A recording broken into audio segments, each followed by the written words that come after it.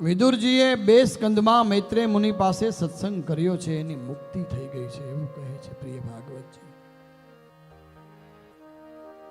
અને આ વિદુરજી યાત્રા માટે નીકળી ગયા હતા. એનું કારણ શું ત્યાં કીધું તો કે ધૃતરાષ્ટ્ર બહારથી તો આંધળા હતા પણ અંદરથી પણ આંધળા હતા. એટલે ઘણાને અંદરની ચક્ષુ હોય ને, આપણે કહીએ ને અંદરની આંખો તો છે એને તો અંદરની એ નથી ને બહારની પણ નથી. કેવા કુકર્મો કર્યા દુર્યોધને, એના એ કુકર્મોને ઢાંક્યા છે એવું પ્રિય ભાગવત કહે છે. જ્યારે ધૃતરાષ્ટ્રના ભાઈ પાંડુ રાજા મૃત્યુ પામ્યા ને, દીકરાઓનો ભાગ ના આપ્યો એટલે પાંડવોને ભાગ ના આપ્યો. લાક્ષાગ્રહમાં બાળવાનો પ્રયાસ કર્યો, છતાં પણ પાંડવોએ ઇન્દ્રપ્રસ્થ વસાવ્યું અને એ જુગાર રમાડીને પાછું છીનવી લીધું. 12 વર્ષ વનવાસ અને 1 વર્ષ અજ્ઞાતવાસ પાંડવોને મળ્યો. ભગવાન શ્રી કૃષ્ણ પાંડવોના દૂત બનીને આવ્યા કૌરવોની સભામાં અને સરસ મજાની વાત કરી, 5 ગામ આપી દો.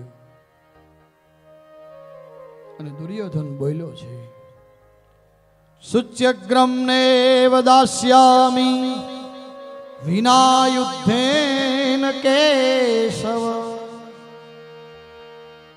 શુચ્યગ્રમ નૈવ દાસ્યામિ વિના યુદ્ધેન કેશવ. યુદ્ધ વગરની 1 સોયની એણી જેટલી જમીન પણ નહીં આપીશ. ભગવાને કીધું યુદ્ધની તૈયારી કરો, વિકલ્પ જ નથી ને.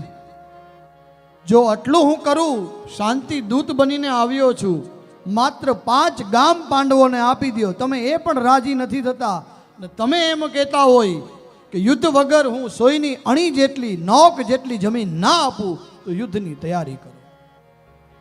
હવે યુદ્ધની તૈયારી કરો, યુદ્ધ એ જ કલ્યાણ.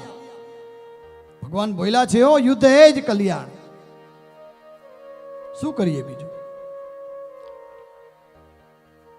અને પછી દુર્યોધનને એમ થયું કે આ ખોટું થઈ ગયું જરા. કૃષ્ણને આમ તો ભરી સભામાં ભગવાનને બંદી બનાવવા માટે કીધું ને કે આ ગોવાળિયાને બંદી બનાવી લ્યો.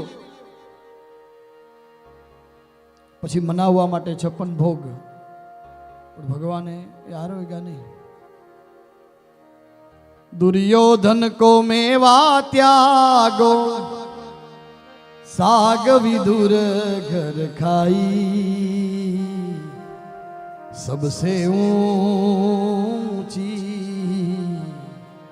प्रेम सगाई. सबसे ऊंची भाजी ખાધી છે. અને